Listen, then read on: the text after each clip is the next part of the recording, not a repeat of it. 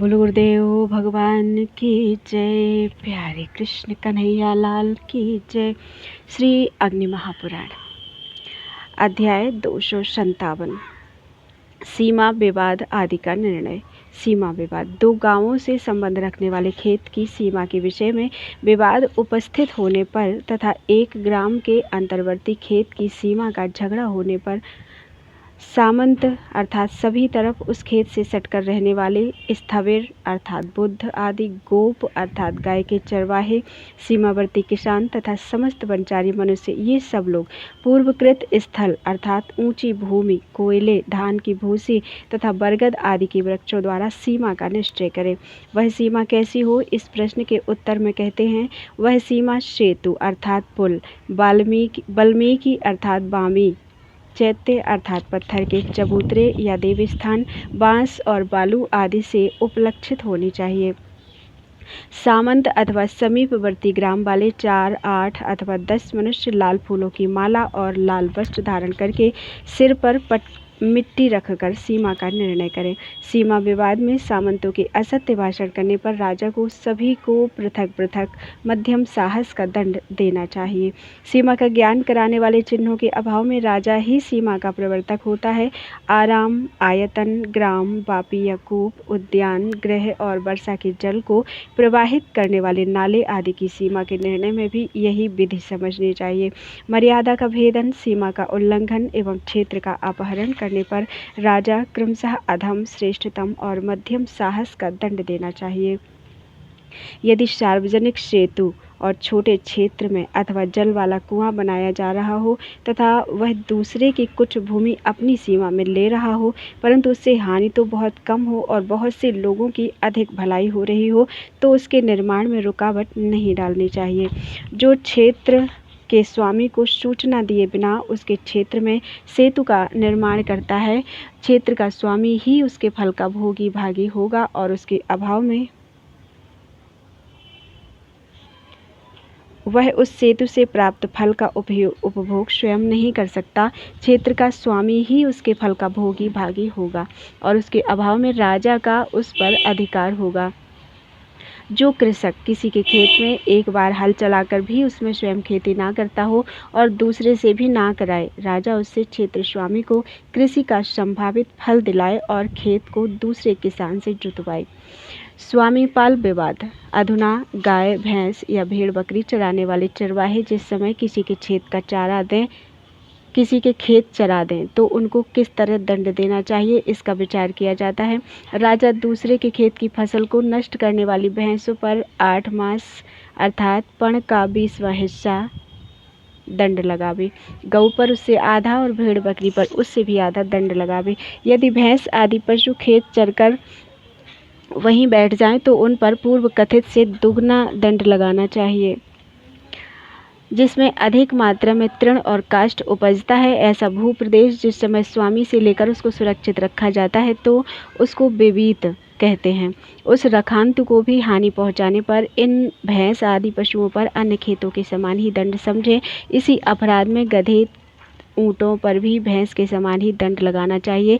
जिस खेत में जितनी फसल पशुओं के द्वारा नष्ट की जाए उसका सामंत आदि के द्वारा अनुमानित फल गोस्वामी को क्षेत्र स्वामी के लिए दंड के रूप में देना चाहिए और चरवाहों को तो केवल शारीरिक दंड देना अर्थात कुछ पीट देना चाहिए। यदि गोस्वामी ने स्वयं चराया हो तो उससे उपरोक्त दंड ही वसूल करना चाहिए, ताड़ना नहीं देनी चाहिए। यदि खेत रास्ते पर हों, गांव के सन्निकट हों अथवा ग्राम के विविध अर्थात सुरक्षित भूमि के सन्निकट हों और वहां चरवाहे अथवा गोस्वामी की इच्छा न होने पर भी अनजाने में पशुओं ने चर लिया अथवा फसल को हानि पहुँचा दी तो उसमें गोस्वामी तथा चरवाहा दोनों में से किसी का दोष नहीं माना जाता, अर्थात उसके लिए दंड नहीं लगाना चाहिए। परंतु यदि स्वेच्छा से जानबूझकर खेत चराया जाए तो चराने वाला और गोस्वामी दोनों चोर की भांति दंड पाने के अधिकारी हैं। साढ़ वृषोत्सर्ग की विधि से देवी देवता को चढ़ाकर छोड़े गए पशु, 10 दिन के अंदर की ब्याई हुई गाय तथा अपने यूथ से बिछड़कर दूसरे स्थान पर आया हुआ पशु, ये दूसरे की फसल चर लें तो भी दंडनीय नहीं है, छोड़ देने योग्य हैं। जिसका कोई चरवाहा ना हो, ऐसे देवोपहत तथा राजोपहत पशु भी छोड़ ही देने योग्य हैं। गोप प्रातःकाल गौओं के स्वामी के संभलाए हुए पशु को सायंकाल उसी तरह लाकर स्वामी को सौंप दें। वेतनभोगी ग्वाले के प्रमाद से मृत अथवा खोए हुए पशु राजा उससे पशु स्वामी को दिलाए। गोपालक के दोष से पशुओं का विनाश होने पर उसमें ऊपर 13.5 पण दंड लगाया जाए और उस स्वामी को नष्ट हुए पशु का मूल्य भी देना चाहिए। ग्रामवासियों की इच्छा से अथवा राजा की आज्ञा के अनुसार गोचारण के लिए भूमि छोड़ दें, उसको जोते बोए नहीं। ब्राह्मण सदा सभी स्थानों से तृण काष्ठ और पुष्प ग्रहण कर सकता है। ग्राम और क्षेत्र का अंतर 100 धनुष के प्रमाण का हो, अर्थात गांव के चारों तरफ 100 धनुष भूमि परती छोड़ दी जाए और तत्पश्चात की भूमि पर ही खेती की जाए। खरबट अर्थात बड़े गांव और क्षेत्र का अंतर 200 धनुष एवं नगर तथा क्षेत्र का अंतर 400 धनुष होना चाहिए। अश्वामी विक्रय। अधुना अश्वामी विक्रय नामक व्यवहार पद पर विचार प्रारंभ करते हैं। देवर्षि नारद जी ने अश्वामी विक्रय का लक्षण इस तरह बतलाया है। निक्षिप्तं वा परद्रव्यं नष्टं लब्ध्वापहृत्य वा विक्रीयते असमक्षम यत् सज्ञेयोऽश्वामी विक्रयः।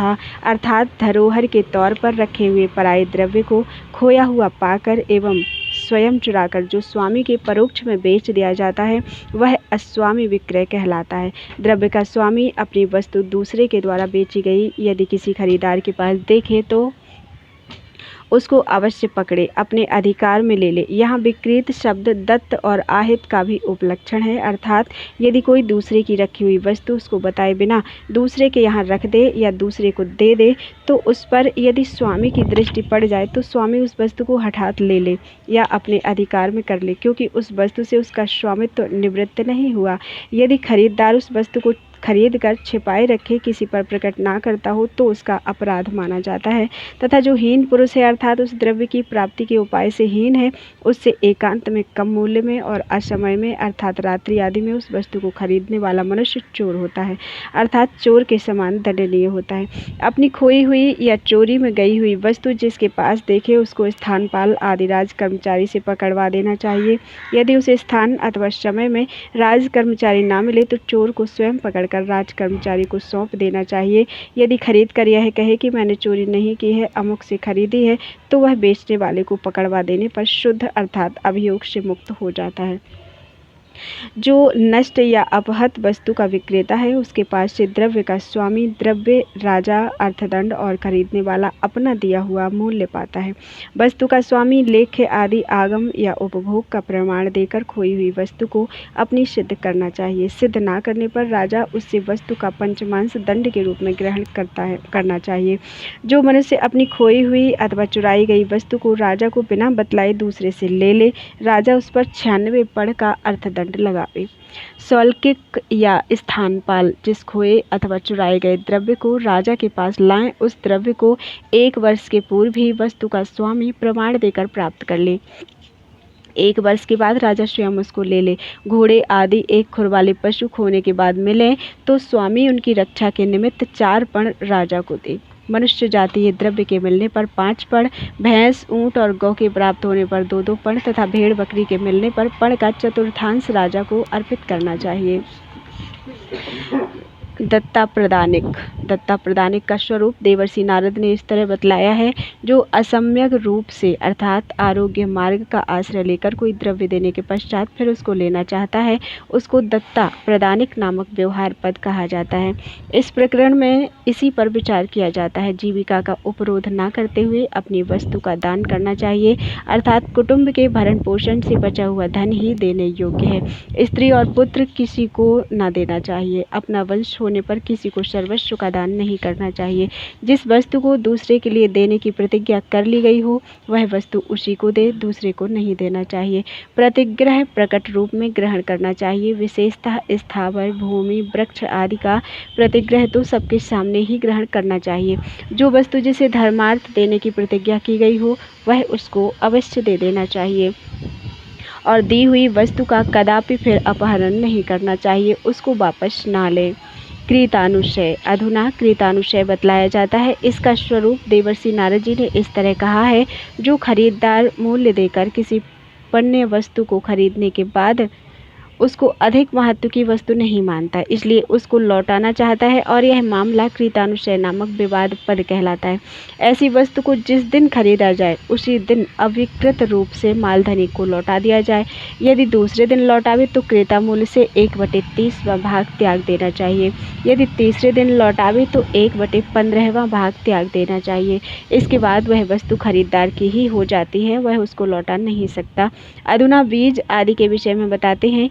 बीज की 10 दिन, लोहे की 1 दिन, वाहन की 5 दिन, रत्नों की 7 दिन, दासी की 1 मास, दूध देने वाले पशु की 3 दिन और दास की 1 पक्ष तक परीक्षा होती है। स्वर्ण अग्नि में डालने पर क्षीण नहीं होता, परंतु चांदी प्रतिशत 2 पल, रांगे और शीशे में प्रतिष्ठित 8 पल, तांबे में 5 पल और लोहे में 10 पल कमी होती है। ऊन और रुई के स्थूल सूत से बने हुए कपड़े में 100 पल में 10 पल की वृद्धि होती है। इसी तरह मध्यम सूत में 5 पल और सूक्ष्म सूत में 3 पल की वृद्धि समझनी चाहिए। कार्मिक अर्थात अनेक रंग के चित्रों से युक्त और रोमबद्ध वस्त्र में 30वां भाग क्षय होता है। रेशम और बलकल के वस्त्र बुने हुए वस्त्र में ना तो क्षय होता है और न वृद्धि ही। उपरोक्त द्रव्यों के नष्ट होने पर द्रव्य ज्ञान कुशल व्यक्ति देश काल उपयोग और नष्ट हुए वस्तु के सारासार की परीक्षा करके जितनी हानि का निर्णय कर दे, राजा उस हानि की शिल्पियों से अवश्य ही पूर्ति कराए। अभ्युपेत्या शुश्रूषा, सेवा स्वीकार करके जो उसको नहीं करता उसका यह बर्ताव अभ्युपेत्या शुश्रूषा नामक व्यवहार पद है, जो बलपूर्वक दास बनाया गया है और चोरों के द्वारा चुराकर किसी के हाथ बेचा गया है। ये दोनों दास भाव से मुक्त हो सकते हैं। यदि स्वामी इनको ना छोड़े तो राजा अपनी शक्ति से इनको दास भाव से छुटकारा दिलाए। जो स्वामी को प्राण संकट से बचा दे वह भी दास भाव से मुक्त कर देने योग्य है। जो स्वामी से भरण पोषण पाकर उसका दास से स्वीकार करके कार्य कर रहा है, वह भरण पोषण में स्वामी का जितना धन खर्च करा चुका है उतना धन वापस कर दे तो दास भाव से छुटकारा पा जाता है। जितना धन लेकर स्वामी ने किसी को किसी धनी के पास बंधक रख दिया है अथवा जितना धन देकर किसी धनी ने किसी ऋणग्राही को ऋणदाता से छुड़ाया है, उतना धन सूद सहित वापस कर देने पर आहित दास भी दासत्व से छुटकारा पा जाता है। प्रव्रज्यावशित अर्थात संन्यास भ्रष्ट अथवा आरूढ़ पतित मनुष्य यदि इसका प्रायश्चित ना कर ले तो मरण पर्यंत राजा का दास होता है। चारों वर्ण अनुलोम क्रम से ही दास हो सकते हैं, प्रतिलोम क्रम से नहीं। विद्यार्थी विद्या ग्रहण के पश्चात गुरु के गृह में आयुर्वेद आदि शिल्प शिक्षा के लिए यदि रहना चाहे तो समय निश्चित करके रहना चाहिए। यदि निश्चित समय से पहले वह शिल्प शिक्षा प्राप्त कर ले तो भी उतने समय तक वहाँ अवश्य निवास करना चाहिए। उन दिनों वह गुरु के गृह भोजन करना चाहिए और उस शिल्प से उपार्जित धन गुरु को ही समर्पित करना चाहिए। संविद व्यतिक्रम, नियत की हुई व्यवस्था का नाम समय या संविद है, उसका उल्लंघन संविद व्यतिक्रम कहलाता है। यह विवाद का पद है। राजा अपने नगर में भवन निर्माण कराकर उनमें वेद विद्या संपन्न ब्राह्मणों को जीविका देकर बसावे और उनसे याचना करनी चाहिए कि आप यहाँ रहकर अपने धर्म का अनुष्ठान कीजिए। ब्राह्मणों को अपने धर्म में बाधा न डालते हुए जो सामयिक और राजा द्वारा निर्धारित धर्म हो उसका भी यत्नपूर्वक पालन करना चाहिए। जो मनुष्य समूह या संस्था का द्रव्य ग्रहण और मर्यादा का उल्लंघन करता हो, राजा उसका सर्वस्व छीनकर उसको राज्य से निर्वासित कर देना चाहिए। अपने समाज के हितैषी मनुष्यों के कथनानुसार ही सब मनुष्यों को कार्य करना चाहिए।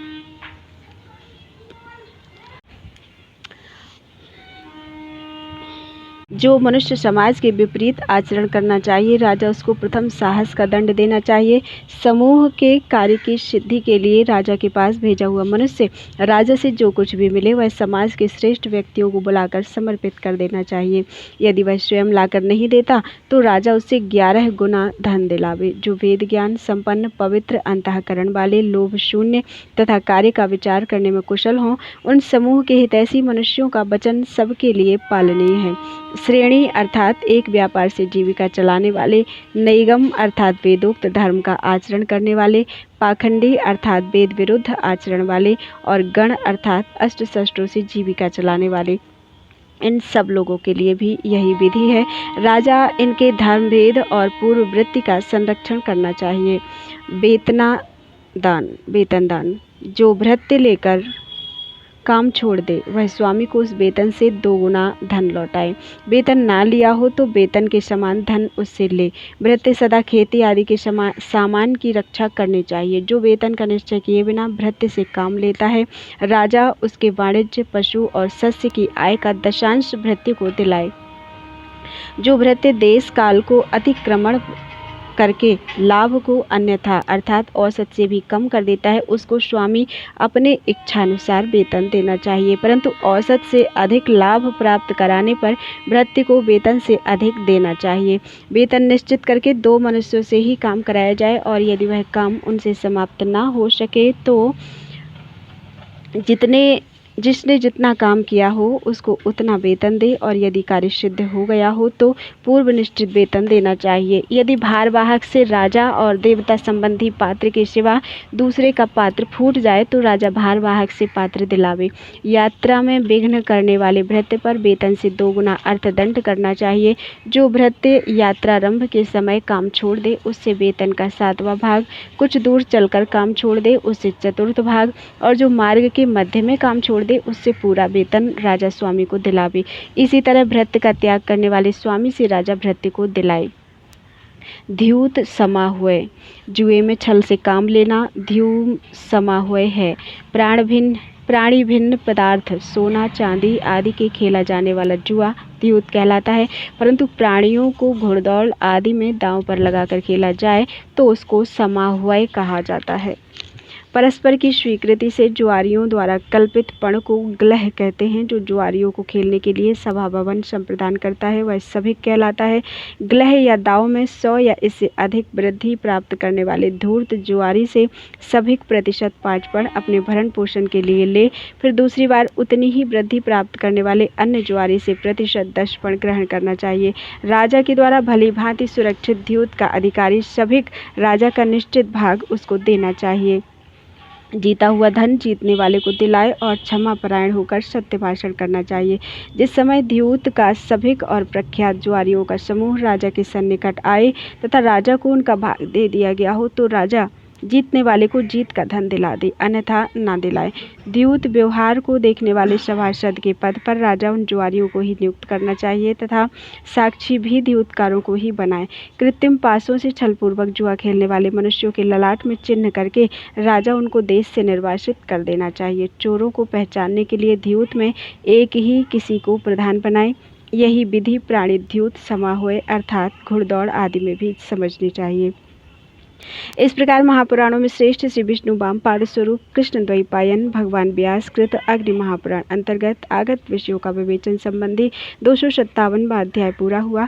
बोलो वृंदावन बिहारी लाल की जय। तदीयं वस्तु गोविंदम।